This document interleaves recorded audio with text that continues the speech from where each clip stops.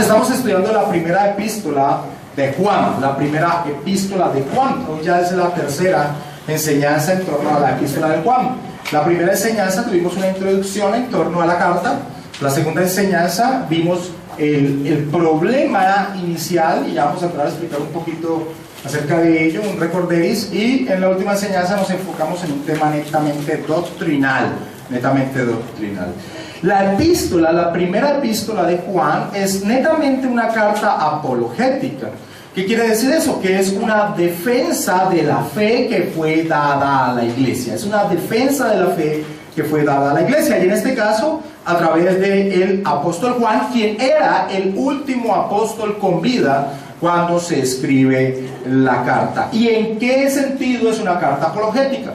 Pues como hemos enfatizado, y estoy haciendo un recorderis, dentro del seno de la iglesia habían surgido falsos maestros que traían enseñanzas que iban en contra de lo que ya se había traído y se había enseñado a la iglesia, es decir, la doctrina de los apóstoles, la doctrina que el Señor, que el Espíritu Santo de Dios guió a los apóstoles a dar en torno a la persona del Señor Jesucristo y a las verdades en torno al plan de salvación. Esta herejía que surgía al interior de la iglesia es lo que un siglo más tarde se va a conocer como el gnosticismo. Aquí estamos viendo, alcanzamos a percibir en torno a la primera epístola de Juan los inicios del gnosticismo, y básicamente el gnosticismo pues lleva ese nombre porque estas personas enfatizaban que tenían un conocimiento secreto que ninguna otra persona dentro de la iglesia tenía, y que solo a través de ese conocimiento que ellos poseían, las personas podrían ser salvas. Entonces, en la primera enseñanza que tuvimos, desarrollamos los primeros 4 versículos, y en los primeros 4 versículos del primer capítulo de Juan, Juan enfatiza que la revelación que los apóstoles les han dado, y en este caso él se coloca como el último de los apóstoles, claramente es la revelación que ellos han visto, escuchado, que vino del Señor. Ellos no recibieron la revelación por terceros o por sueños o por visiones, sino que fueron testigos directos. Y voy a leer unos aspectos o unos pocos pedazos de esos primeros 3 versículos. Lo que era desde el principio, dice el apóstol Juan, lo que hemos oído, lo que hemos visto con nuestros ojos, lo que hemos contemplado y palpado en nuestras manos tocante al verbo de vida. Ahí hay un énfasis de que ellos fueron testigos directos. Eso es lo que está diciendo el apóstol Juan. Y después en el versículo 3 dice, lo que hemos visto y oído, eso os anunciamos, para que también vosotros tengáis comunión con nosotros, y nuestra comunión verdaderamente es con el Padre y con su Hijo Jesucristo. Es decir, lo que está haciendo el apóstol Juan apenas inicia la carta, es darle tranquilidad a la iglesia. Y la tranquilidad que le está dando a la iglesia es, miren, el mensaje que ustedes han recibido es el mensaje que recibimos directamente del verbo de vida, directamente del Señor Jesucristo. Esa era la intención del apóstol Juan. Y por eso en el versículo 4 dice, estas cosas os escribimos para que vuestro gozo sea cumplido. Estaba dando una tranquilidad, y una tranquilidad que era importante en torno a todos esos mensajes, en torno a todas esas enseñanzas que empezaban a llegar por parte de los gnósticos.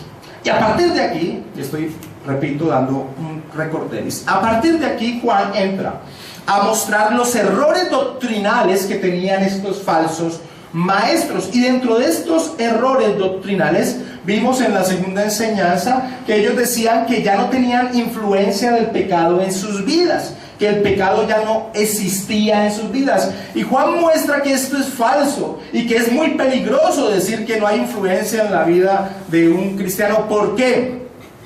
Porque como vimos en esa enseñanza, en esa segunda enseñanza, las personas como ellos, y increíblemente uno dice, ese tipo de herejía ya no existe al día de hoy.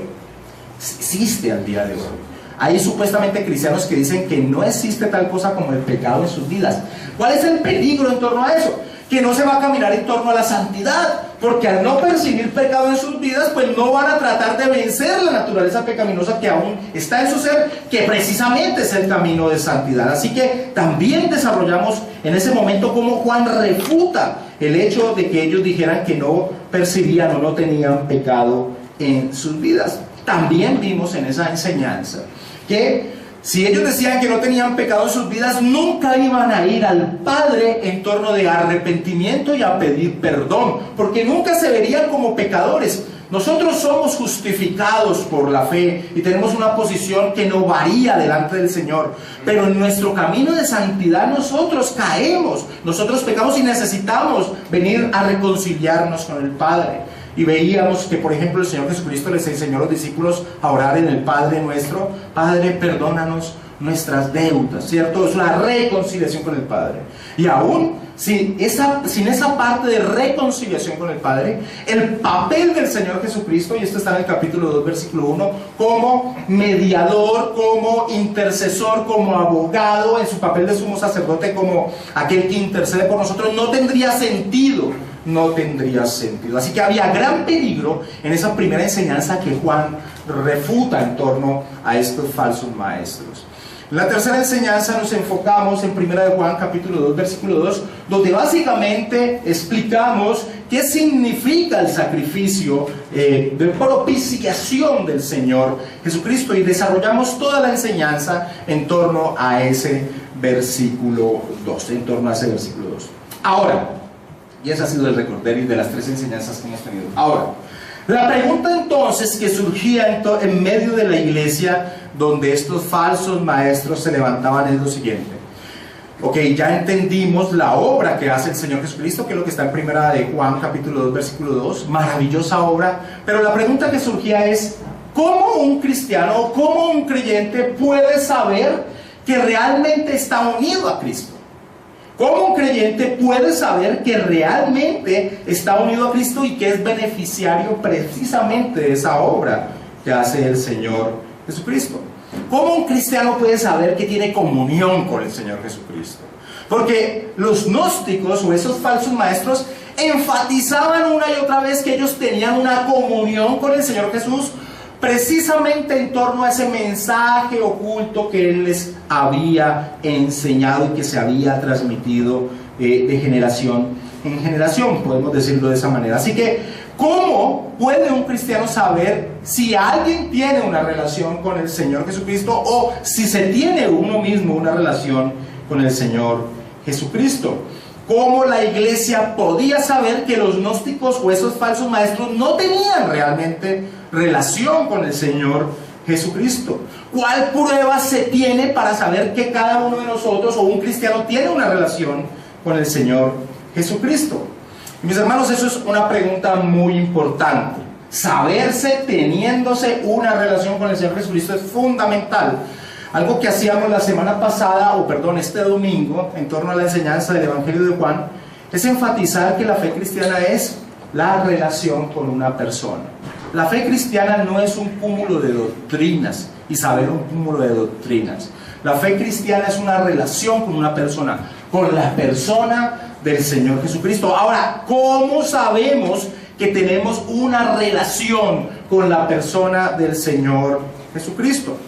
Esa es una muy buena pregunta que cada uno de nosotros deberíamos hacerla. ¿Cómo sabemos que realmente tenemos una relación con una persona llamada Jesucristo? ¿Cuál es la manera de saber que tenemos una relación con el Señor Jesucristo?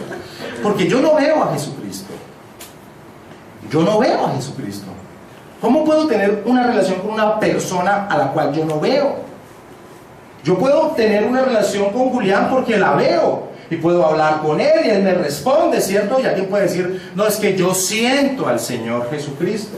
Pero una cosa que hemos aprendido nosotros en este caminar cristiano es no guiarnos por los sentimientos ni por las emociones, porque la misma palabra del Señor dice que engañoso es el corazón más que todas las cosas. Entonces tampoco el sentimiento es algo al que yo le puedo dar un aval para que me diga con certeza que yo tengo una relación con la persona del Señor Jesucristo.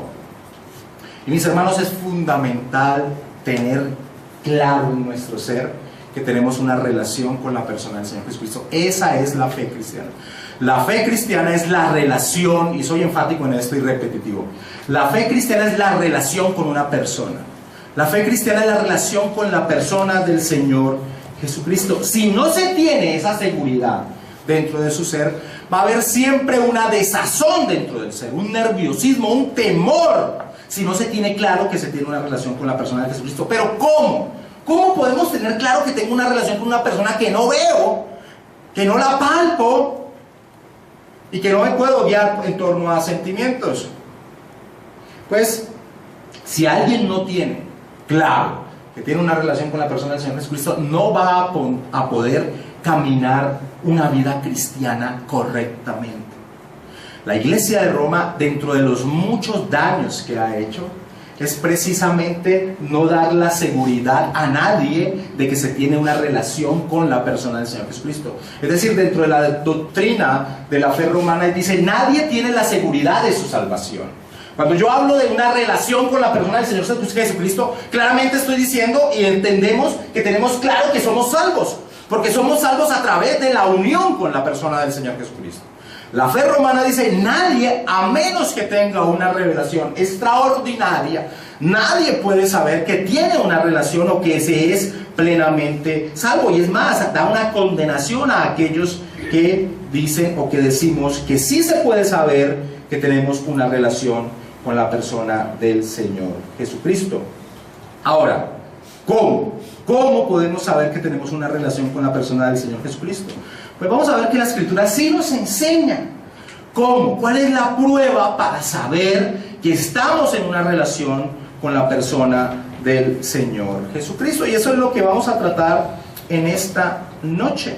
¿Cómo saber que estamos en una relación con la persona del Señor Jesucristo? Pero antes de eso, quiero que me acompañen a 2 de Corintios, capítulo 13, versículo 5.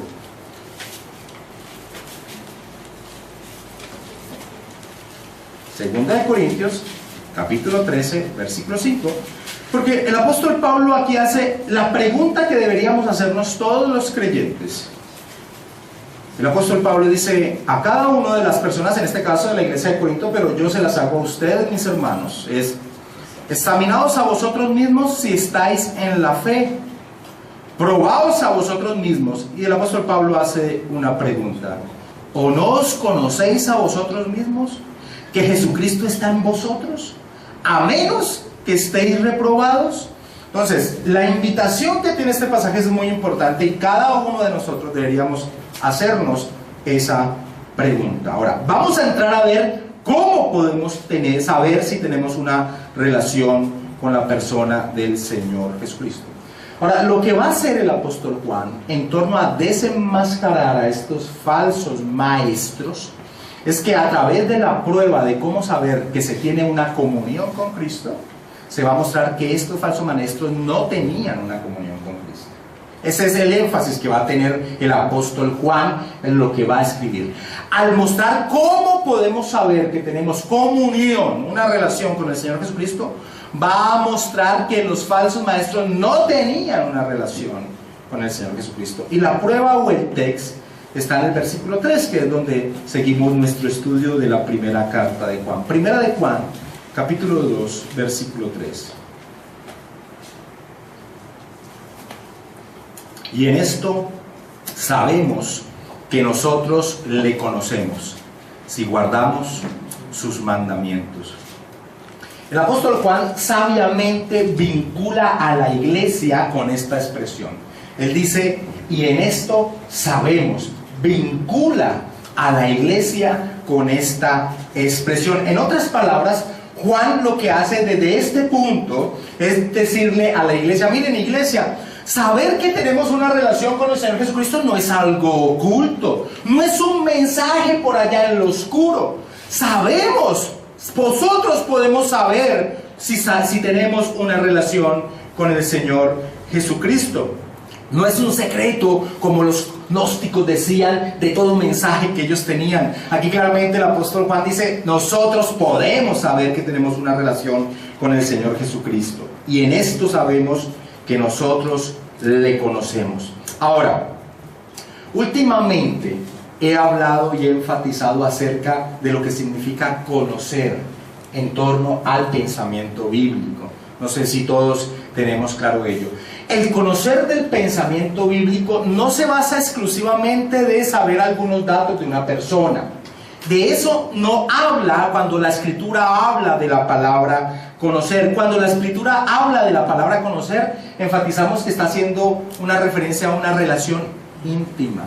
A una relación íntima. Y me acuerdo que fuimos a varios pasajes hace unos, tal vez 8 días, o tal vez unos 15 días, donde veíamos que, por ejemplo, cuando José va a tener relaciones sexuales con María, dice, y no la conoció hasta que no tuvo al Señor Jesucristo. O cuando Adán iba a tener relaciones sexuales con Eva, dice, y no la conoció, o conoció a Adán a Eva. Entonces, la palabra conocer, o también vimos un pasaje de Oseas que decía el Señor, a ningún pueblo he conocido sino a ti, Israel, mostrando que una relación íntima que enfatiza la palabra conocer. Ahora, el apóstol Juan está diciendo, y en esto sabemos que nosotros le conocemos. Los gnósticos se jactaban de que ellos tenían una relación con Jesús por un conocimiento intelectual, porque ellos conocían un secreto que el Señor Jesucristo les había dicho a ellos que era fundamental para ser salvo. Pero el apóstol Juan sabiamente utiliza una palabra conocer, que es en griego ginosko, que tiene una relación con experimentar. La palabra que utiliza el apóstol Juan aquí, y en esto conocemos, ¿cierto? Dice el apóstol Juan, y en esto sabemos que nosotros le conocemos, utiliza una palabra que tiene que ver con experimentar. No es solamente un conocimiento intelectual. Mucha gente se equivoca creyendo que tiene una relación con la persona del Señor Jesucristo porque conoce mucha teología o conoce muy bien los aspectos teológicos. Eso no significa tener una relación con el Señor Jesucristo. Por eso sabiamente el apóstol Juan utiliza una palabra conocer que tiene que ver con experimentar, con caminar al lado del Señor Jesucristo.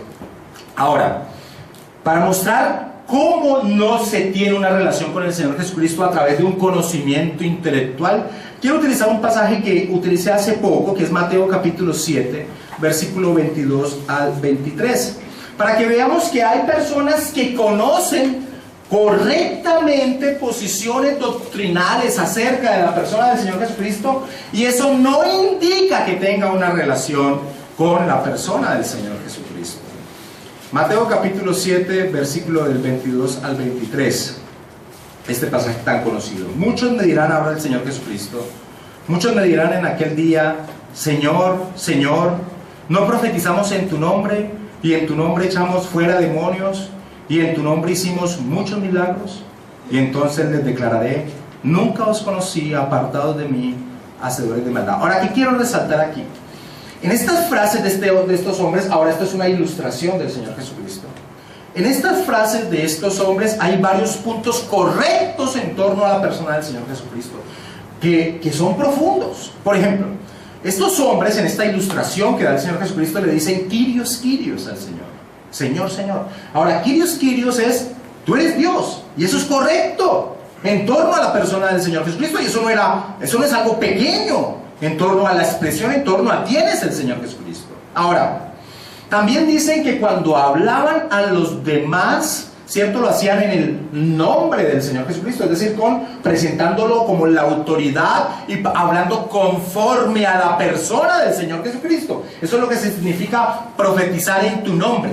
Profetizar en tu nombre es hablar conforme a la persona de la cual uno está diciendo que está hablando de parte de ella. Entonces estos hombres también dicen que hablaban como un verdadero cristiano en torno a la persona del Señor Jesucristo. Es más, este pasaje también dice que estas personas habían experimentado el poder divino de hechos maravillosos. En tu nombre no echamos fuera demonios, en tu nombre no hicimos muchos milagros. Ahora, claramente la expresión del Señor Jesucristo es que nunca habían tenido una relación con Él. Nunca os conocí, dice el Señor, nunca os conocí. ¿Por qué? Porque no conocían al Señor por experiencia, que es el énfasis que el apóstol Juan hace con esa frase ginosco cuando dice, y en esto sabemos que nosotros le conocemos, hablándole a la iglesia. ¿Y cómo puedo yo expresar eso? Porque mira el versículo 21 de Mateo 7, de a dónde arranca la ilustración. No todo el que me dice Señor, Señor entrará en el reino de los cielos, sino ¿quién? El que hace la voluntad de mi Padre que está en los cielos. Así que es muy importante, y es el énfasis que quiero dar en este momento, que conocer puntos teológicos profundos en torno a la persona del Señor Jesucristo no hace que alguien tenga una relación con la persona del Señor Jesucristo.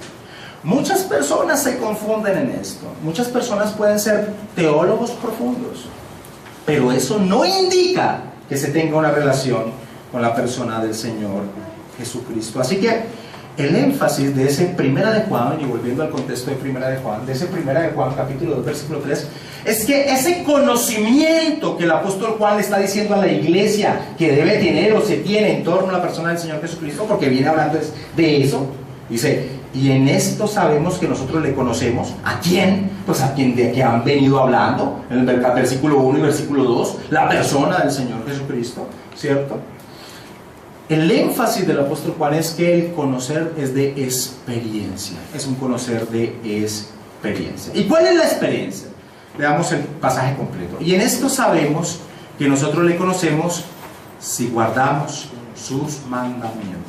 Si guardamos sus mandamientos. La experiencia que enfatiza Juan en torno a cómo sabemos que le conocemos, entendiendo que la palabra conocer tiene una énfasis de relación de amor, y en este caso Juan utiliza una palabra que enfatiza la experiencia. La experiencia es en torno a la obediencia, y en esto sabemos que nosotros tenemos una relación con el Señor Jesucristo, y en esto sabemos que nosotros tenemos una relación íntima con el Señor Jesucristo.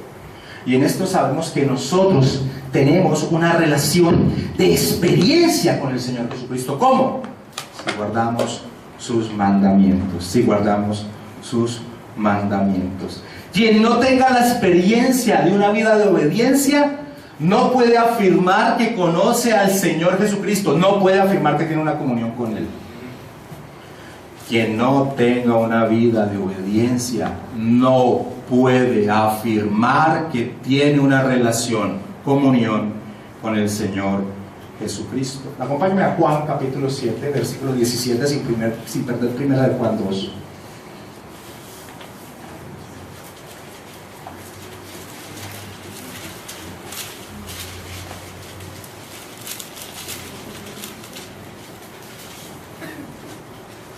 Juan 7, 17, el Señor Jesucristo en el Evangelio da una frase en torno a quiénes son los que pueden entender o creer lo que Él ha expresado, si las doctrinas que Él ha enseñado realmente vienen de Dios. Y este pasaje es muy importante porque muestra que solamente aquellos que, ¿qué? Dice, el que quiera ¿qué? Hacer la voluntad de Dios, conocerá si la doctrina es de Dios o si yo hablo por mi propia cuenta. Entonces, el énfasis en torno a conocer, a saberse que se tiene una relación con Dios, está en el hacer. Igual que el apóstol Juan está enfatizando en Primera de Juan, capítulo 2, versículo 3. Conocer a Cristo es hacer y no meramente un asentimiento intelectual. Conocer a Cristo es un hacer en torno a la voluntad de Dios, a su voluntad, y no meramente un asentimiento intelectual. Entonces, ¿cómo sé que tengo una comunión con Cristo? ¿Cómo sé que yo soy beneficiario de la obra de Cristo? ¿Cómo sé que yo estoy unido a Cristo? Que es una pregunta fundamental en la vida de los cristianos. Yo sé que estoy unido a Cristo si guardo sus mandamientos. Esa es la respuesta que da el apóstol Juan. Si mi vida gira en torno a su voluntad, si la vivo, si la experimento, el resultado natural de la unión con Cristo es la obediencia a su voluntad. El resultado natural de estar unido a Cristo no es conocer mucha teología. El resultado natural de la obediencia a Cristo no es poder responder debates teológicos y salir triunfantes de ellos. El saberse que se tiene una relación con el Señor Jesucristo se basa en si mi vida gira en torno a su voluntad. Y esta es una pregunta que solo tú te puedes responder allí en tu corazón. Todos aquí mostramos una cara de santidad. Es fácil engañarnos entre nosotros mismos. Pero es importante realmente saber si estamos en Cristo o no. Y ese es el énfasis que hace el apóstol Pablo en esa pregunta que quise con que arrancamos. Examinaos a ver si estáis en la fe. Examinaos a ver. De pronto estamos perdiendo el tiempo acá. Tenemos tal vez un conocimiento intelectual, pero eso no hace una relación con el Señor Jesucristo. El resultado natural de la unión con Cristo es una vida que gira en torno a la obediencia a su voluntad. Eso es lo que está diciendo el apóstol Juan. Y lo está diciendo en un contexto de personas que decían, tenemos una relación con Jesús. Y vamos a ver que no era así. Que no era así. Ahora, algo que nosotros debemos tener muy claro es cuál es el propósito por el cual Dios nos ha elegido. Y esto lo he enseñado muchas veces. ¿Cuál es el propósito por el cual Dios nos eligió? ¿Cuál? ¿Para qué? Exactamente, para que seamos como su Hijo Jesucristo. ¿Y cómo era su Hijo Jesucristo? Santo, santo. Vayamos a varios textos porque es importante que entendamos, bueno, ¿para qué Dios me eligió? ¿Para estar contento con nosotros en la eternidad? No. Acuérdate que en la Escritura todo el universo gira en torno a un propósito, la gloria de Dios. Y tu elección no se separa de la gloria de Dios. Dios gira en torno a sí mismo. Dios gira en torno a un propósito, Él mismo. Él es el propósito. Efesios capítulo 1, versículo 4, vamos a ir a 3 pasajes donde quiero enfatizar el para qué fuimos elegidos. ¿Por qué? Porque al enfatizar para qué fuimos elegidos se va a enfatizar la santidad, el caminar en santidad. Efesios capítulo 1, versículo 4. El apóstol Pablo dice en Efesios 1:4, según nos escogió en Él, en Cristo, antes de la fundación del mundo, hablando del Padre, para que fuésemos santos y sin mancha delante de Él. Ok, entonces, la elección gira en torno a la santidad. Dios va a hacer algo con nuestra elección. Capítulo 2, versículo 10 también de Efesios, capítulo 2, versículo 10. Después de que leímos el versículo 8 y 9, que somos salvos por gracia, el versículo 10 dice, porque somos hechura suya, creados en Cristo Jesús para buenas obras, las cuales Dios preparó de antemano para que anduviésemos en ellas. Esto es caminar en santidad. Ahora vamos a 1 de Pedro, capítulo 2, versículo 9.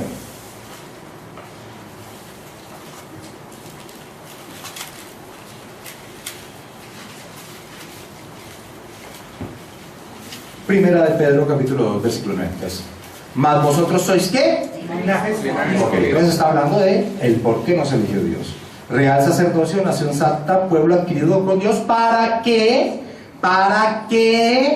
anunciéis las virtudes de aquel que os llamó de las tinieblas a su luz admirable. Y solo 3 pasajes he querido tocar. La elección que Dios hace tiene un propósito, y el propósito es una transformación en la vida. Entonces, ¿cómo sabemos que estamos unidos a Cristo? ¿Cómo sabemos que tenemos comunión con Dios? Sí, guardamos sus mandamientos. Esa es la respuesta. ¿Cómo sé yo que estoy unido a Cristo? ¿Cómo sé yo que yo no estoy calentando puesto? ¿Cómo sé yo que no me estoy engañando? ¿Cómo sé yo que realmente yo no soy un elegido de Dios? La forma es si tu vida gira en torno a la voluntad de Dios. Esa es la forma. Ahora, si tú eres una persona que no gira en torno a la voluntad de Dios, si tu voluntad todavía está por encima de la voluntad de Dios, está en un alto grado de incógnita. Si tú eres realmente una persona elegida por Dios, si tú estás unido a Cristo. Y ese es el énfasis. Y este pasaje que vamos a estudiar hoy, que son 4 versículos, no es el más fuerte que va a ser Juan en el estudio de este punto. Vamos a ver que hacia el futuro va a haber puntos mucho más fuertes del apóstol Juan. Pero claramente la respuesta a la pregunta, ¿cómo sabe yo que estoy en comunión con Cristo? Es si yo guardo sus mandamientos. Si yo guardo sus mandamientos. El versículo dice, otra vez 1 de Juan 2:3, y en esto sabemos que nosotros le conocemos, si guardamos sus mandamientos. Ahora, la frase guardar sus mandamientos es típicamente juanina. O sea, si tú vas a encontrar esa frase, la encuentras o en la epístola, en el Evangelio, o en las 3 epístolas, o en Apocalipsis. Por ejemplo, en el Evangelio, Juan la utiliza 12 veces, guardar sus mandamientos. En la epístola la vamos a encontrar 6 veces, en las epístolas, las 3. Y en el Apocalipsis la vamos a encontrar también 6 veces. Es una frase típicamente de Juan. Ahora, ¿qué significa? ¿Qué significa? Significa lo siguiente: guardar es proteger, como cuando una guardia protegía un tesoro.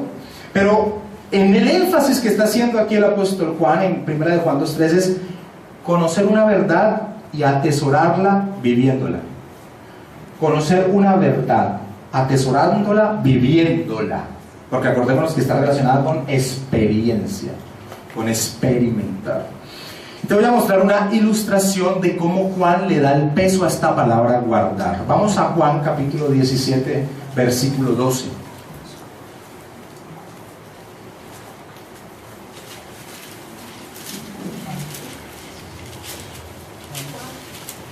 Juan 17, 12. Dice el Señor Jesucristo orando al Padre: cuando estaba con ellos en el mundo, ¿con quiénes? Con los que el Padre le había dado. ¿Yo qué? Yo los guardaba en tu nombre. A los que me diste, yo los guardé, y ninguno de ellos se perdió, sino el hijo de perdición, para que la escritura se cumpliese. Ahora, así como Jesucristo protegió a aquellos que el Padre le daba, con el mismo celo debemos nosotros guardar sus mandamientos. Esto es muy fuerte. O sea, con el mismo celo, esta es la palabra juanina que Juan utiliza, con el mismo celo que el Señor Jesucristo guardó a aquellos que el Padre le dio, y el domingo veíamos que es un tesoro muy preciado del Padre que había delegado en las manos del buen pastor. Con el mismo celo, los cristianos debemos guardar los mandamientos del Señor Jesucristo. Así que, ¿cómo podemos saber que tenemos una comunión con Dios, una relación con el Señor Jesucristo? Si nosotros tenemos un celo de vida en torno a los mandamientos del Señor. Esa es la prueba. Esa es la prueba. Los falsos maestros gnósticos decían tener una comunión con Dios, pero la comunión que ellos decían tener con Dios era intelectual. Y Juan contrasta esa posición que muchas personas tienen. Muchas personas tienen una vida en pecado, pero porque creen conocer o conocen mucho en torno a la parte bíblica y teológica, se engañan a sí mismos creyendo que tienen una relación con Dios, y no es así. Por eso, y ya analizando el versículo 3, en el versículo 4 Juan va a desenmascarar a estos falsos maestros. Dice en el versículo 4: el que dice yo le conozco y no guarda sus mandamientos, el tal es mentiroso, y la verdad no está en él. Y la verdad no está en él. El que dice yo le conozco, entendiendo todo lo que se encierra la palabra conocer. Yo amo, yo tengo una relación con el Señor y no guarda sus mandamientos. Juan no se pone con... Eso es lo maravilloso del apóstol Juan. ¿Se acuerdan cuando vimos la introducción que decíamos que era un hombre de blanco o negro, no era de matices grises? El que dice yo le conozco y no guarda sus mandamientos, el tal es un mentiroso, y la verdad no está en él. No está diciendo no, pues posiblemente, quién sabe. Claramente el apóstol Juan dice no, la verdad no está en él. Ahora, hace 15 días, hoy miércoles hace 15 días, que hacíamos el estudio del peligro de negar la influencia del pecado en la vida del creyente. Mostrábamos que dentro de ese peligro que había era que entonces no iban a luchar por un camino de santidad, porque no veían el pecado en sus vidas. Y la vida de santidad es precisamente vencer a diario la naturaleza pecaminosa que existe en nuestro ser. Entonces, ¿cuál es el gran peligro que tenía la enseñanza de estos maestros gnósticos? Que ellos no iban a tener un camino de santidad porque no percibían pecado en su vida, es decir, no iban a luchar con una naturaleza que ellos no percibían, Entonces, ¿cuál era el andar de estos maestros, de estos falsos maestros? ¿Cuál era el testimonio que daban estos falsos maestros? Una vida de pecado. Mis hermanos, al día de hoy muchas personas que se dicen ungidos de Dios, Muchas personas que se dicen que tienen al Espíritu Santo de Dios, claramente la muestra de sus vidas diarias muestra que es falso. Son personas altamente pecadoras moralmente. El Señor Jesucristo ya nos había dado una muestra de cómo desenmascarar a los falsos maestros. Mateo capítulo 7, versículo 15 al 18.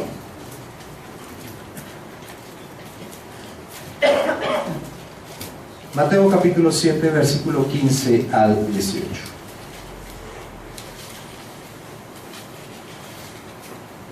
Guardaos de los falsos profetas que vienen a vosotros vestidos de ovejas, pero por dentro son lobos rapaces, dice el Señor Jesucristo. Por sus frutos los conoceréis. ¿Acaso se recogen uvas de los espinos o los higos de los abrojos?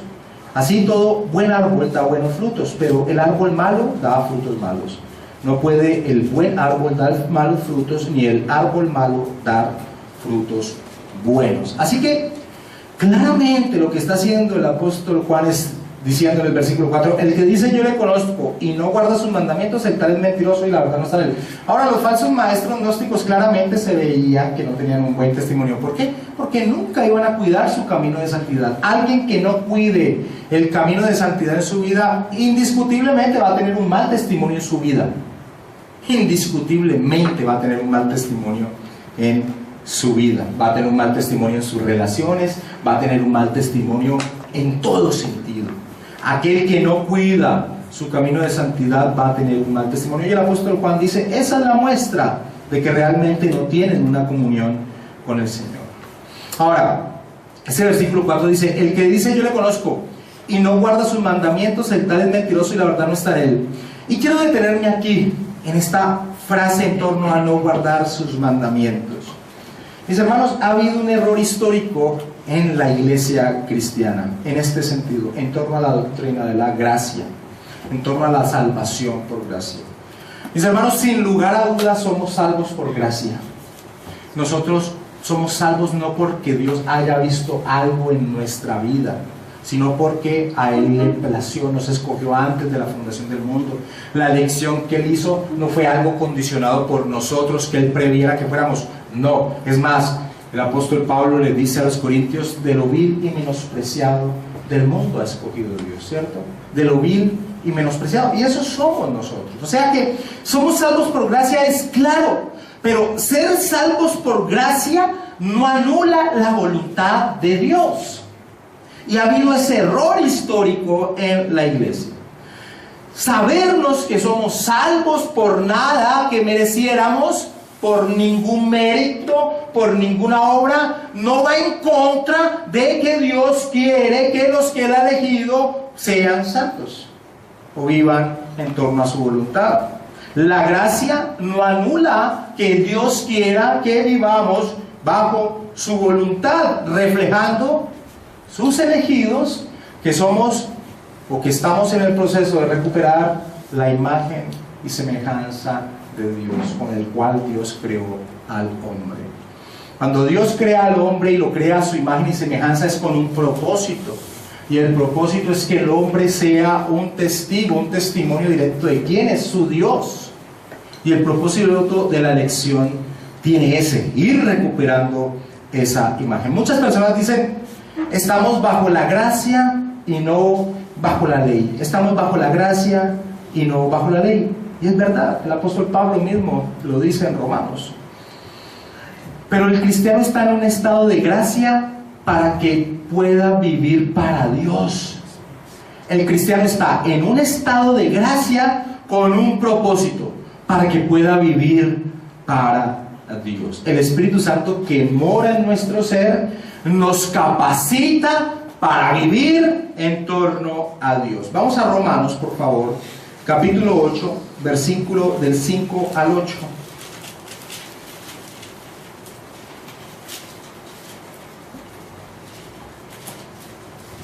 Estamos en un estado de gracia, amén. Los elegidos del Señor, así es. Pero estamos en un estado de gracia para que podamos vivir para la gloria de Dios. Romanos 8, 5 al 8.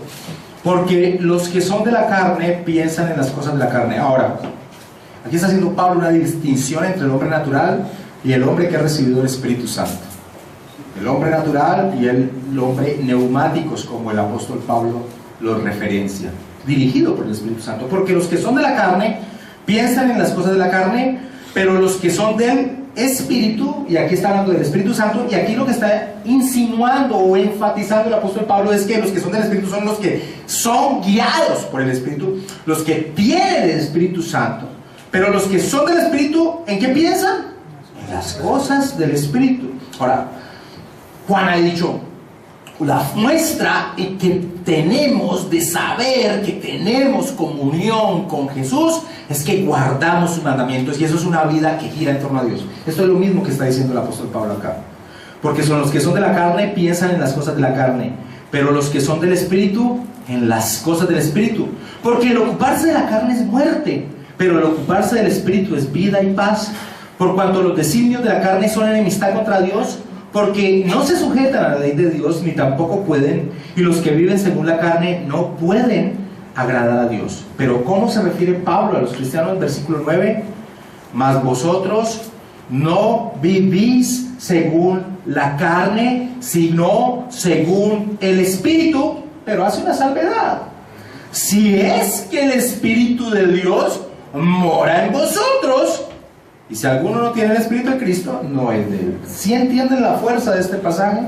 La fuerza de este pasaje es que claramente aquel que ha recibido el Espíritu Santo de Dios va a girar en torno a la voluntad de Dios. Nosotros estamos en un estado de gracia. Nosotros hemos sido elegidos por la gracia del Señor. Un regalo inmerecido. Pero tiene un propósito. Y el propósito es vivir en torno a la voluntad de Dios. Así que el apóstol Juan es claro y directo aquí, y va a desenmascarar a esos falsos líderes gnósticos que era mucho conocimiento, pero nada de vida de santidad. Nadie puede decir que está en una relación con el Señor si ha descuidado los mandamientos del Señor. Eso es ilógico. No, yo estoy en una relación con Dios y a Dios no le importan mis pecados. Eso es una mentira, eso es una herejía. Si Dios es un Dios santo, santo, santo, y Dios es un Dios inmutable. No, yo estoy en una relación con Dios y me burlo del pecado, como hacen los de Creciendo en Gracia, que se marcan el 666 para decir, ja, ja, ja, el pecado ya no mora en nosotros, ya no tiene ningún sentido en nosotros porque nosotros estamos bajo la gracia. ¿Qué tipo de Dios tienen? El Dios de nosotros es un Dios santo, santo, santo. Amén. Hablar de que el pecado no tiene ninguna relación con nosotros y a Dios no le importa es una herejía en el más alto grado, antibíblico. Es más, el apóstol Pablo, al ir explicando en el libro de los Romanos que somos escogidos y somos justificados por la fe, sin las obras de la ley, entonces se hace una pregunta para que no se malentienda. En Romanos 6:15 dice, ¿qué pues? ¿Pecaremos porque no estamos bajo la ley sino bajo la gracia? Y responde, en ninguna manera, en ninguna manera. Mis hermanos, en la historia ha existido siempre este tipo de movimiento que se llama el antinomianismo. El antinomianismo viene de ser anti-ley. No, aborrecen la ley. Dice, la ley es del Antiguo Testamento y la gracia es del Nuevo Testamento. Eso es una ignorancia muy grande.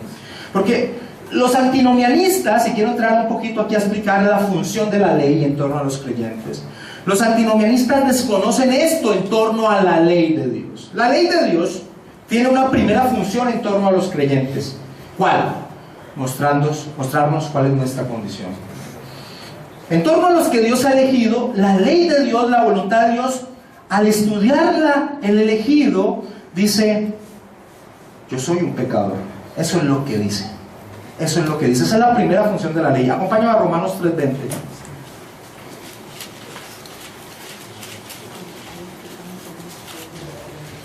Romanos 3:20. Dice el apóstol Pablo, ya que por las obras de la ley ningún ser humano será justificado delante de él. ¿Por qué? Porque por medio de la ley es el conocimiento del pecado. Una versión internacional dice, más bien mediante la ley cobramos conciencia del pecado. Claro. Ahora yo leo las Escrituras iluminado por el Espíritu Santo de Dios y la ley me muestra en el arranque de mi vida cristiana, yo soy un pecador. ¿Y qué hace entonces la ley? La ley entonces dice, necesitas un Salvador, y te lleva a Cristo. Gálatas capítulo 3 versículo 24. La ley se convierte en un ser, así lo expresa el apóstol Pablo, que nos lleva a Cristo. Gálatas 3:24 dice el apóstol Pablo, de manera que la ley ha sido ¿qué? Nuestro ayo. El pedagogos era una función de un hombre de formar a un niño, de manera que la ley nos ha llevado a Cristo, no ha sido nuestro ayo, para llevarnos a Cristo a fin de que fuésemos justificados por la fe. Ahora, en Cristo, unidos a la persona de Cristo, entonces la ley ya no tiene nada que hacer con nosotros. No, ¿Cristo qué hace? Nos capacita con su Santo Espíritu para que podamos vivir la voluntad de Dios. Hechos capítulo 1, versículo 8. Hechos capítulo 1, versículo 8.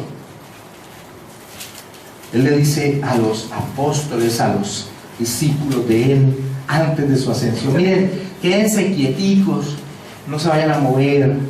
Y le dice: pero recibiréis poder cuando haya venido sobre vosotros el Espíritu Santo, y entonces ahí sí me seréis testigos.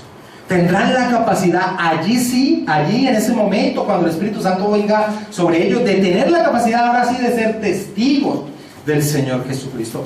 Por eso todo el Nuevo Testamento es un énfasis a vivir bajo la voluntad de Dios. Por eso todo el Nuevo Testamento es un énfasis en torno al que al creyente vive la voluntad de Dios. El apóstol Pablo dice: así que, hermanos, os ruego por la misericordia de Dios que presentéis vuestros cuerpos en sacrificio vivo, santo, agradable a Dios, que es vuestro culto racional. No os conforméis a este siglo, sino transformaos por medio de la renovación de vuestro entendimiento, para que comprobéis cuál sea la buena voluntad de Dios, agradable y perfecta. Y ese es el uso de la ley en los cristianos. Y el antinomianismo desprecia la ley en una gran ignorancia en torno a lo que hace la ley en nosotros. Nos muestra como pecadores, nos hace sabernos necesitados de un Salvador, nos conduce a Cristo, pero Cristo nos devuelve a vivir capacitados, vivir para la gloria de Dios. Ahora, mis hermanos, muchas veces hemos enfatizado la gracia, y por enfatizar tanto la gracia de Dios, hemos descuidado el mandato de vivir en santidad. Hemos descuidado el mandato de vivir en santidad. Tal ha sido ese punto que para muchos cristianos es un error que cuando tú presentas el Evangelio, presentes al Señor Jesucristo como Señor y Salvador. Sino que ellos dicen que cuando se debe presentar el Evangelio, se presente a Jesús como Salvador no más. Cristo murió por ti. Porque presentarlo como Señor y Salvador, según estas personas, lo que hacen es colocar una salvación por obras, porque como Señor, Jesucristo es el Señor de tu vida. Pero eso es un error inmenso. ¿Por qué? Porque ha llevado a una cantidad de falsos inconversos. Jesucristo como Salvador es aceptado aún por el más grande impío de la vida. Ah, que Cristo murió por mí, qué chévere, yo me acojo a eso que tú estás diciendo. Pero cuando tú le presentas: Cristo murió por ti y Él es el Rey de tu vida y debes vivir bajo su voluntad, saca corriendo al falso creyente. Saca corriendo al falso creyente. Y eso es lo que nosotros debemos hacer cuando presentamos el Evangelio. Jesucristo es el Salvador de tu vida, pero es el Señor de tu vida. El Señor de tu vida. Ahora, si solo se le presenta Jesucristo es el Salvador de tu vida, y esa persona se cree cristiana porque hizo una oración de fe o porque se bautizó y cree que es cristiana, nunca va a tener la certeza de su salvación. ¿Por qué? Porque la certeza de su salvación, ¿cómo se halla? Solo se conoce cuando guardamos sus mandamientos. No hay otra manera. Nadie va a tener la certeza de su salvación en su ser, que es algo fundamental en la vida cristiana, si no guarda sus mandamientos. Así que, en torno a este énfasis de no presenta a Jesús solo como Salvador y no como Señor, John MacArthur dice lo siguiente en torno a este problema: el Evangelio hoy en boga ofrece una falsa esperanza a los pecadores.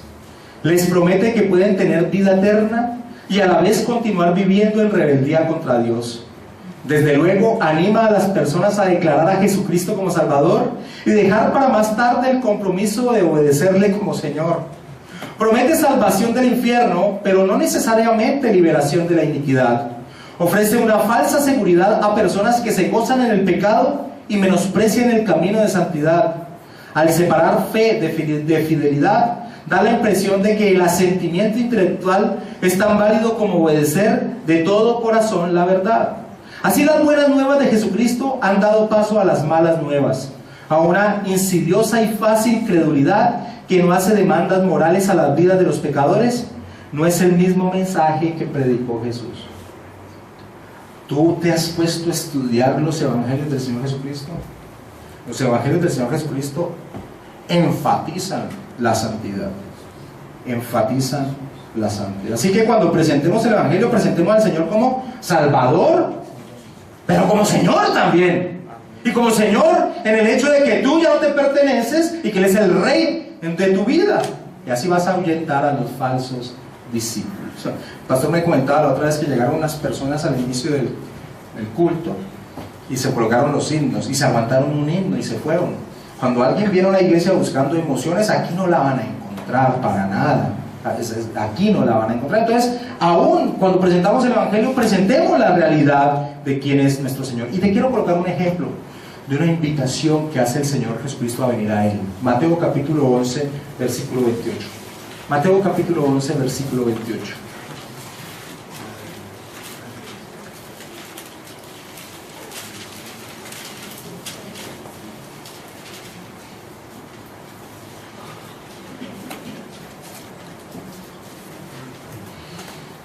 Venid a mí, dice el Señor Jesucristo, todos los que estáis trabajados y cargados, y yo os haré descansar. Y usted ve este versículo como el eslogan de muchas congregaciones. Venid a mí todos los que estáis trabajados y cargados, y yo os haré descansar. ¿Quién no acepta esa invitación? Vengan a mí y ya terminen la búsqueda. Si ustedes van a hallar descanso para sus vidas. ¿Quién no acepta esta invitación? El mayor de los impíos la acepta. Un impío puede aceptar esa invitación de una persona llamada el Señor Jesucristo. Pero la invitación no quedó aquí. Mira el versículo 29 y 30. ¿Llevad qué? La invitación no es solo venir a Él. La invitación es que lleve el yugo de Él. Llevadme, y saben que era un yugo, ¿no? El yugo era lo que se les colocaba a los animales, para que el animal más pequeño siguiera al más grande. O sea, no podía caminar donde quisiera. Aquí el animal, perdón, la referencia que hace el Señor Jesucristo es que Él es el que dirige nuestra vida. Y nosotros vamos como si tuviésemos un yugo siguiendo la dirección. Así que la invitación no es solo a descansar en Él, sino a llevar su yugo. Llevad mi yugo sobre vosotros y aprended de mí, que soy manso y humilde de corazón, y hallaréis descanso para vuestras almas, porque mi yugo es fácil y ligera mi carga. Ahí sale volando el impío. Restricciones, no, yo quiero seguir viviendo y llevando la vida que llevo. No me interesa si se me exige cambios. Y claro que se van a exigir cambios, totalmente. Es una transformación de una vida. La invitación de venir a Cristo también debe entenderse en que se convierte en que Cristo nos guía. No camino donde yo quiero, voy para donde Cristo va. ¿Y para dónde va Cristo? O sea, ¿a dónde nos dirige Cristo? Hacia la santidad. Hacia la santidad. Hay muchas personas que presentan su congregación de esta manera. Vení a mi congregación que allí no prohíben nada. Terrible congregación. Una congregación que no prohíba nada es una congregación terrible, porque hasta donde yo veo la Escritura prohíbe varias cosas, muchas cosas. Volvamos a Primera de Juan y leamos el versículo 1, por ejemplo. En la Escritura se prohíbe pecar, y eso es claro, se prohíbe pecar. Hijitos míos, dice el apóstol Juan, estas cosas os escribo para que no pequéis. Y si alguno hubiere pecado, abogado tenemos para con el Padre a Jesucristo el justo. Así que, cuando enseñábamos hace 15 días que la influencia del pecado sigue permaneciendo en nuestra vida, no significa que es un aval para pecar. Por el contrario, como enfatizamos esa vez, es para que estemos atentos y hacer morir esa área de pecado en nuestra vida. Leamos el versículo 4. El que dice yo le conozco y no guarda sus mandamientos, el tal es mentiroso y la verdad no está en él. Entonces, con estos dos versículos que hemos visto, ¿cómo puedo saber que soy un creyente? ¿Cómo puedo saber que estoy unido a Cristo? Si mi vida gira en torno a su voluntad. Esa es la forma. Cada uno debemos hacernos ese examen, pues posiblemente hemos estado engañados y no hemos nacido de nuevo. Hemos podido entender cosas intelectualmente, nos llame la atención tal vez algunas cosas de la vida de la iglesia, pero realmente mi vida no ha sido transformada, mi vida no ha cambiado el polo de a donde debe cambiar. Todavía sigue dirigiéndose en torno a mí y no en torno a la voluntad de Dios. Hace poco, con mi hermano, tuvimos la nefasta experiencia de escuchar a un supuesto cristiano decir lo siguiente, que él aún se gozaba en pecado. Ahora, lo decía con lágrimas en sus ojos, pero eso no era arrepentimiento, eso tal vez era remordimiento, porque el arrepentimiento es un cambio de vida, y aquel que sigue practicando el pecado, y esto lo vamos a ver más adelante en la primera carta de Juan, no tiene el Espíritu Santo de Dios morando en él. Alguien que pueda decir que se seguía gozando en el pecado es una declaración directa de que no ha nacido de nuevo. Acompáñame a 2 Corintios 7:10. No importa que vaya acompañado de lágrimas, no importa, porque las lágrimas muchas veces es un remordimiento, pero el arrepentimiento es un cambio de vida, es un cambio de vida. Porque la tristeza, dice el apóstol Pablo, que es según Dios, produce arrepentimiento para salvación, del cual no hay que arrepentirse, pero la tristeza del mundo produce muerte. Palabra de Dios para todos lo dice de una manera muy bien expresada. Dice, la tristeza que Dios busca es la que produce un cambio de corazón y de vida. En cambio, este cambio lleva a la salvación y por ello no hay que lamentarse. En cambio, la tristeza del mundo lleva a la muerte. El que ha entendido que somos salvos por gracia y que eso significa que no importa lo que hagamos, ha entendido muy mal. Pues la gracia tiene como énfasis ser la base para nosotros caminar en santidad. En santidad. Vamos a Isaías 35:8. Y aquí Isaías está profetizando cómo es el camino que recorre el Mesías con los suyos. Cómo es el camino que recorre el Mesías con los suyos. Isaías decía, profetizaba, y habrá allí calzada y camino, y será llamado como camino de santidad. No pasará inmundo por él, sino que él mismo estará con ellos. El que anduviere en este camino, por torpe que sea, no se extraviará, decía o profetizaba Isaías. Así que, mis hermanos, claro que enfatizamos la gracia, porque somos salvos por gracia, pero la santidad hay que enfatizarla con la misma fuerza. Con la misma fuerza. Debemos día a día vencer nuestra naturaleza pecaminosa. Ese es el proceso. Ese es el proceso del cristiano. El proceso del cristiano es un crecimiento. Bueno, no es perfecto. No es perfecto, por eso cuando arrancamos de ¿cómo sé yo que tengo una comunión con Dios? No me puedo pasar en el sentimiento, porque hay días que yo estoy feliz alabando a Dios, pero hay otros días que estoy achantado, malhumorado y no alabo a Dios.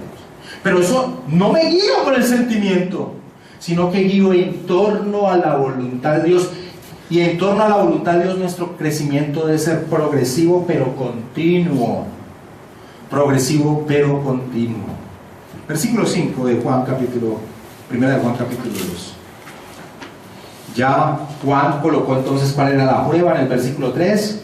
Desenmascaró a los falsos maestros, pero ahora va a mostrar a los verdaderos discípulos del Señor, a los que tienen una unión con el Señor. Pero el que guarda su palabra, en este verdaderamente el amor de Dios se ha perfeccionado. Por esto sabemos que estamos en Él. Ahora, ya vimos qué significa guardar su palabra, ya lo estudiamos. Pero miremos qué quiere decir Juan con en este verdaderamente el amor de Dios se ha perfeccionado. ¿De cuál amor está hablando el apóstol Juan? ¿Del amor de Dios hacia nosotros o del amor de nosotros hacia Dios? ¿Cuál amor es el que se perfecciona? El de nosotros hacia Dios. El amor de Dios es perfecto y ya hizo y ya dio a su Hijo Jesucristo. Así que está hablando de nuestro amor hacia Dios. Y aquí está la unidad perfecta del pensamiento de Juan. Nadie puede decir que tiene comunión con el Señor, una relación con el Señor, si no guarda sus mandamientos. Nadie puede decir que ama a Dios si no guarda sus mandamientos. Vamos a Juan capítulo 14, al Evangelio. Juan capítulo 14. Y esta es la unidad maravillosa del pensamiento de Juan.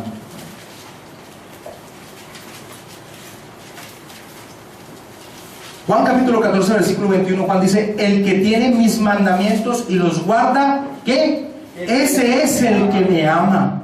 Y el que me ama será amado por mi Padre, y yo le amaré y me manifestaré a él. Pero mira el versículo 23, porque en el versículo 23 viene la seguridad de que tenemos una relación íntima con él.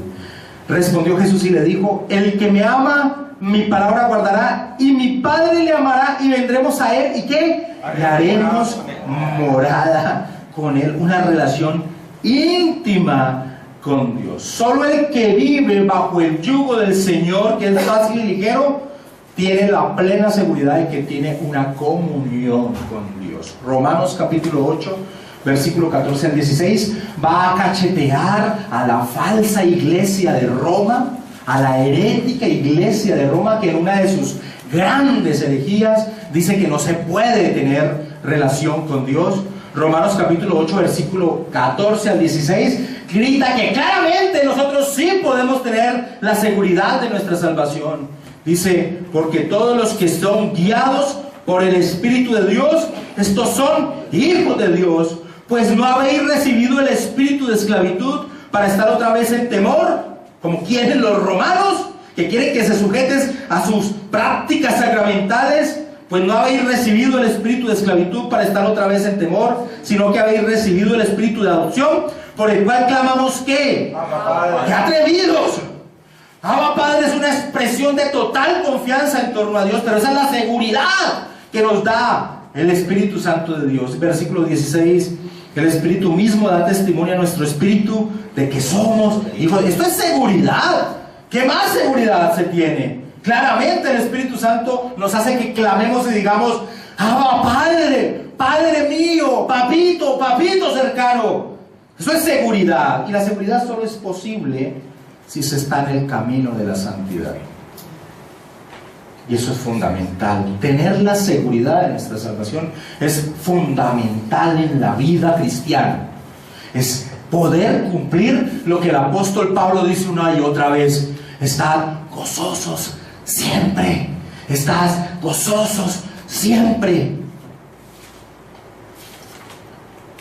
Mi hermano, cada vez que usted sea tentado, y yo le pido al Espíritu Santo de Dios que le vaya a traer a memoria esto, cada vez que usted sea tentado para pecar, le pido al Espíritu Santo de Dios que le traiga a memoria esta frase: obedecer a Dios es manifestarle que lo amamos. Obedecer a Dios es manifestarle que lo amamos. ¿Sabes? Esta se convierte en un arma muy poderosa para el cristiano. ¿Por qué? Porque nosotros amamos a Dios. El verdadero creyente ama a Dios. Entonces, cuando venga la tentación, le pido al Santo Espíritu de Dios que le traiga a su mente: obedecer a Dios es manifestar el amor hacia Dios. Y es un arma muy fuerte, porque Dios nos ha dado la capacidad de amarlo. Dios nos ha dado la capacidad de amarlo. Mis hermanos, no obedecemos para ser salvos. Obedecemos porque lo amamos. Y eso tiene todo el peso para Dios. ¿Qué tal que obedeciéramos a Dios porque toca? Eso no es nada para Dios. Eso no es nada para Dios. Todo lo que se hace por obligación para Dios es como ofenderlo a Él.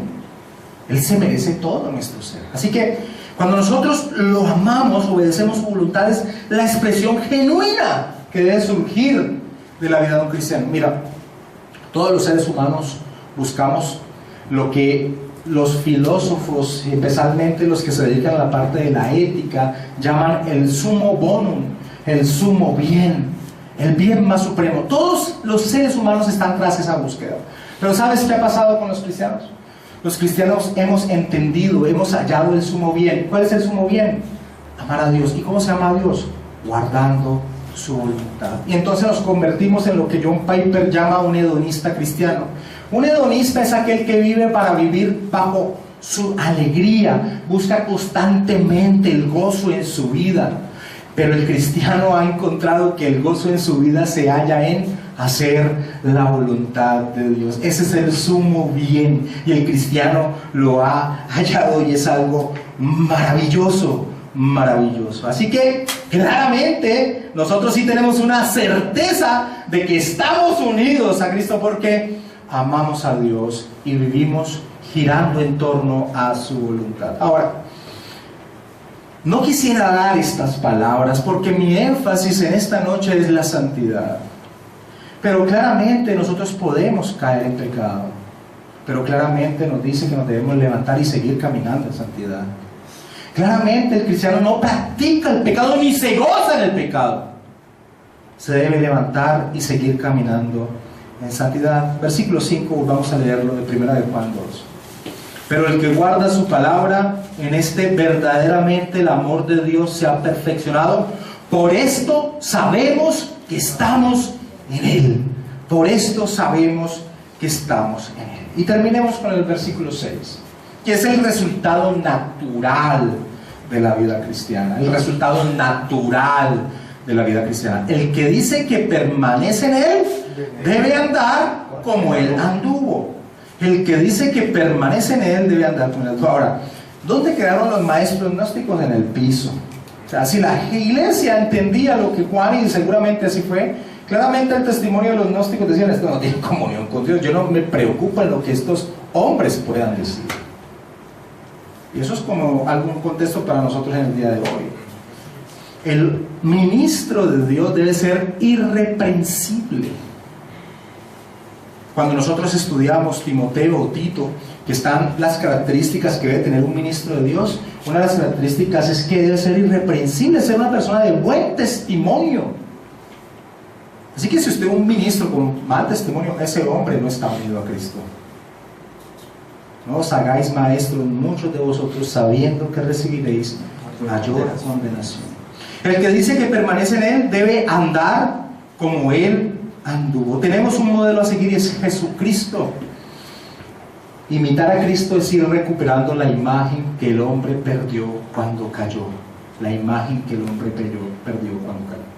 Romanos 8:29 claramente nos enseña que el propósito de la lección es la santidad, porque es recuperar esa imagen, es ser conformados a la imagen del Señor Jesucristo.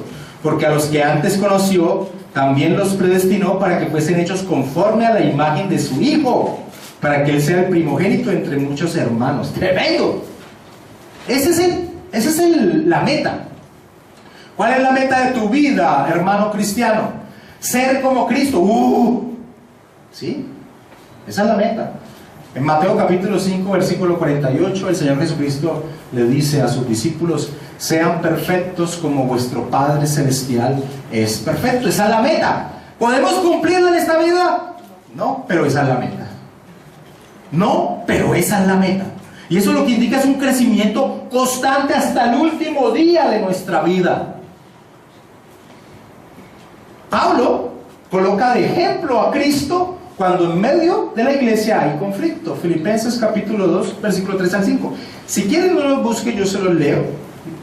Porque básicamente lo que voy a mostrar aquí es cómo el Nuevo Testamento enfatiza a Cristo como ejemplo, que es lo que dice Juan 2:6. El que dice que permanece en Él debe andar como Él anduvo. Pablo, cuando hay conflicto en la iglesia, coloca a Cristo como ejemplo. Filipenses 2, 3 al 5. Nada hagáis por contienda o por vanagloria, antes bien con humildad, estimando cada uno a los demás como superiores al mismo, no mirando cada uno por lo suyo propio, sino cada cual por lo de los otros. Haya pues en vosotros este sentir que hubo también en Cristo Jesús. Y empieza a decir su humillación cuando se hace un hombre. Así que coloca como ejemplo a Cristo Pablo. Pablo dice en 2 Corintios 3:18 que nosotros nos vamos transformando cuando tenemos nuestra mirada colocada en Cristo. Por tanto, nosotros todos, mirando a cara descubierta como en un espejo la gloria del Señor, somos transformados de gloria en gloria en la misma imagen como por el Espíritu del Señor. Él es nuestro ejemplo a seguir. El autor de Hebreos dice que nosotros tenemos que caminar esta vida despojándonos del peso del pecado. Eso es caminar en santidad, despojándonos del peso del pecado, colocando nuestra mirada en Cristo. Hebreos 12:1-2. Por tanto, nosotros también, teniendo en derredor nuestro tan grande nube de testigos, despojémonos de todo peso y del pecado que nos asedia y corramos con paciencia la carrera que tenemos por delante, puestos los ojos en Jesús, el autor y consumador de la fe, el cual por el gozo puesto delante de él sufrió la cruz, menospreciando el oprobio, y se sentó a la diestra del trono de Dios. ¿Sabes qué pasa en nuestra vida cuando vamos caminando en santidad? Que podemos tal vez un día llegar a decir, como dice el apóstol Pablo en 1 Corintios 11:1, sed imitadores de mí, porque yo os imito a Cristo. Oh, sed imitadores de mí, porque yo imito a Cristo, así como yo de Cristo. Y hablando de su esfuerzo por la santidad en Filipenses 3:17, Pablo dice, hermanos, sed imitadores de mí, y mirad a los que así se conducen según el ejemplo que tenéis en nosotros. Es maravilloso que alguien pueda decir, imítenme a mí. Es porque ha tenido lo que debe tener todo cristiano, un crecimiento constante en torno a la santidad. Y cierro con esta frase. Mis hermanos, fuimos salvos por gracia para ser santos. Fuimos salvos por gracia para ser santos. Mi hermano, y el que vive así tiene la plena seguridad de que está unido a Cristo. Y esa plena seguridad nos llena de gozo, no hay ninguna duda hacia dónde vamos. Vamos a orar.